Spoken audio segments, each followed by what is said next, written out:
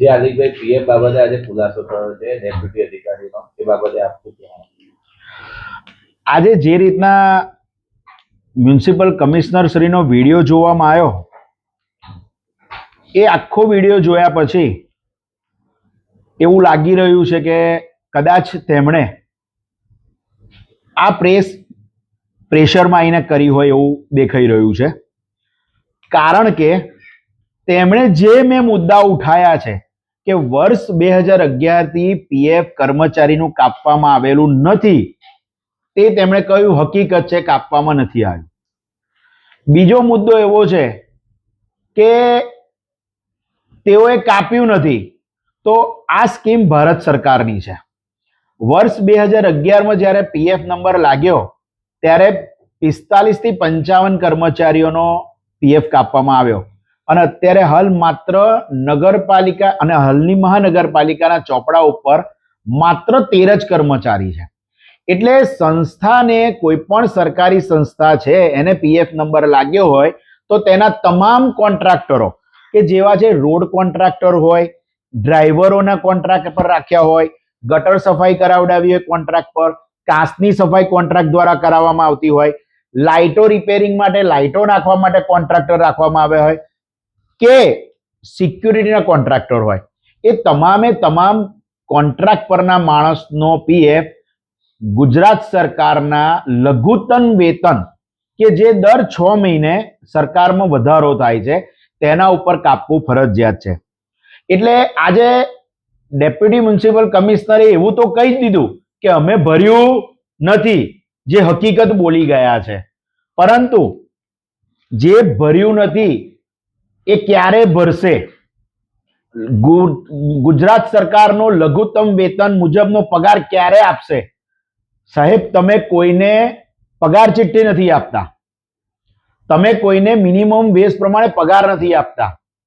તમારા સિક્યુરિટીના કોન્ટ્રાક્ટરો કે અન્ય બીજા કોન્ટ્રાક્ટરો કોઈને મિનિમમ વેજ પ્રમાણે પગાર નથી આપતા.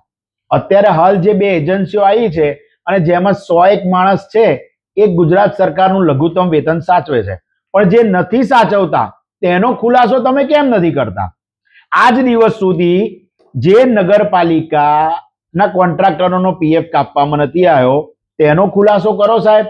લઘુત્તમ વેતન ચૂકવવામાં નથી આવ્યો તેનો ખુલાસો કરો સાહેબ. ગ્રેજ્યુટી ચૂકવવામાં નથી આવી તેનો ખુલાસો કરો. વર્ષ 2017 ની જે ભારત સરકારની સ્કીમ છે, સાંભળી લેજો સાહેબ, તે વર્ષ 2017 થી 2025 ના કર્મચારીઓ માટેની જ છે. અંદરના નિયમો અધિકારીઓને બોલાવીને સમજજો. 2011 થી જે કર્મચારીઓ હતા તેમનાથી 2017 ના ડિસેમ્બર 2016 ના માટેની આ સ્કીમ નથી.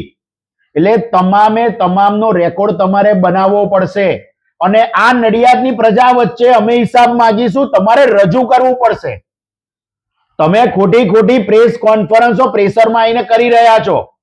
મારો સીધો જ હિસાબ છે ને સીધું જ પૂછવું છે. વર્ષ 2011 થી મિનિમમ વેજ નથી કપાયો તો કેટલો બાકી છે ચૂકવો? કેટલું પીએફ બાકી છે ચૂકવો? કેટલાને ગ્રેજ્યુટી બાકી છે ચૂકવો? કેટલાને બોનસ નથી આપ્યું તો બતાવો તમે નડિયાદની જનતાને કે અમે આટલું બોનસ નથી આપ્યું. તમે ખોટી કેમ પ્રેસ કોન્ફરન્સો કરો છો? નડિયાદની જનતાને ઉલ્લુ બનાવો છો. તમે અમને ખોટા સાબિત કરવા માંગો છો. આવો સંતરામ ચોક ઉપર ને મૂકો બધો હિસાબ, અમે જાતે આવીએ. તમે આ બધું જ રાજકીય પ્રેશરમાં આવી અને ખોટા ધંધા કરી રહ્યા છો અને તમારા ઓફિસના મહાનગરપાલિકાના અકાઉન્ટ વિભાગના ચોક્કસ અધિકારીઓ આ કર્મચારીઓને ખખડાવે છે, ધમકીઓ આપે છે. સાબિત કરો. નડિયાદ મહાનગરપાલિકામાં બોલાવો કે જેનો પગાર બાકી હોય, પીએફ બાકી હોય આવે. તારે 500 માણસ ઊભું થશે સાહેબ. તમે જે કરવાનું છે કેમ નથી કરતા? આ વિશે તમને હાઈકોર્ટમાં લઈ જવામાં આવશે, જેટલા પણ સ્ટેટમેન્ટ આપવામાં આવે છે એને. અને તમે જે બોલ્યા છો ને કે વર્ષ 2011 થી આની અંદર જેટલા બી કર્મચારીની સંડોવણી હશે તે બધા વિરુદ્ધ પગલા લેવામાં આવશે. કઈ કલમ ના આવડે તો અમે તમને બતાવીશું. અને અત્યારે હાલમાં નગરપાલિકામાં જે ચીફ ઓફિસર હોય, જે પણ હોય, કે જે ચીફ એકાઉન્ટન્ટ હોય, સર્વપ્રથમ તેમના વિરુદ્ધ પગલા લો કે તેમણે કાયદો જાણતા હોય છે. તમે આવ્યા અને કાયદો જાણો છો તો એ લોકોને કાયદો નથી ખબર પડતી? કાયદો બધા જ જાણે છે, પણ કંઈક ને કંઈક લોકમુખે ચર્ચાય છે ભ્રષ્ટાચાર થયો છે. અને આ ભ્રષ્ટાચાર ખુલ્લો પાડવા માટે જ ગરીબોને ન્યાયના પૈસા મળે એના જ માટે અમે 11/9 રજૂઆત કરવામાં આવી હતી. તો જે કમિશનર જોડે રજૂઆત કરવામાં આવી હતી તેના માટે પીએફ મુદ્દે અમે રજૂઆત કરવા ગયા હતા. તો બીજા બધા આવીને હુમલો કેમ કરે? આ બધામાં કંઈક ને કંઈક તમારા નેતાઓ, તમારા કર્મચારીઓ અને કોન્ટ્રાક્ટરના મળેલા બધા જ એવા નડિયાદના સત્તા પક્ષના નેતાઓ છે. એટલે ખોટી પ્રેસ કોન્ફરન્સો કરવાની જગ્યાએ સાચી વસ્તુ કરો. તમે જેટલી કોન્ફરન્સો કરશો એની સામે હું સત્ય મૂકીશ. જય મહારાજ. અંદાજિત કેટલી પીએફ ની રકમ બાકી? હું માનું છું ત્યાં સુધી લઘુત્તમ વેતન મુજબનો નહીં ચૂકવેલો પગાર. હવે સરકારનો નિયમ છે, ભારત સરકારનો, કે બંને શેર એટલે કર્મચારીનો શેર અને માલિકનો એટલે સંસ્થાનો શેર બંને જો એ ભરવા જશે ને તો 16 થી 17 કરોડ રૂપિયા આટલા પૈસા બાકી નીકળશે. બોનસ બતાવો. તમે કર્મચારીને ભારત સરકાર કહે છે, ગુજરાત સરકાર કહે છે કે તમારે એને એકાઉન્ટમાં પૈસા આપવા. મેં વર્ષ 2025 થી જ્યારે આ ઝડપ્યું બીડું પછી જ તમે એ લોકોને બેંકમાં પગાર આપતા થયા છો. તમારા કેટલા બધા કાઉન્સિલરોના, પૂર્વ કાઉન્સિલરોને તેના માણસો, તેમના સગાઓ કોન્ટ્રાક્ટમાં કામ કરે છે. શરમ આવી જોઈએ સાહેબ, શરમ આવી જોઈએ. તમે અમારા જેવા નડિયાદની સામાન્ય જનતાને ટેક્સના પૈસે લહેર કરી રહ્યા છો અને ખોટી ખોટી પ્રેસ કોન્ફરન્સો કરી રહ્યા છો.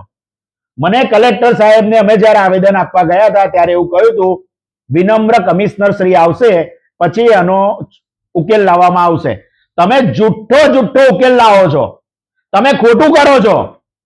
તમે ભ્રષ્ટાચારને વેગ આપી રહ્યા છો અને તમે અમારી વાતને શું રજૂ આપો છો? હું તમને રજૂ આપું છું કે તમે પ્રેશરમાં આવીને પ્રેસ કોન્ફરન્સ કરો છો અને હજુય પુરાવા જોઈતા હોય તો આ ગવર્મેન્ટ ઓફ ગુજરાતના નોટિફિકેશનો છે. આ હાર્દિક ભટ્ટના નોટિફિકેશનો નથી. નડિયાદ મહાનગરપાલિકા, પૂર્વ નગરપાલિકાના 10 મુદ્દાઓ છે જે વારાફરતી પ્રજાને બતાવવામાં આવશે કે આમાં ભ્રષ્ટાચાર 30 વર્ષમાં ક્યાં થયો છે. અને અત્યારે 2 કર્મચારીઓ છે એને ખુલ્લા પાડો. તમે તમારી ઓફિસના કરો બદલી, એમની કરો પગલા ભરો તો અમે માનીશું સારો અધિકારી આવ્યો.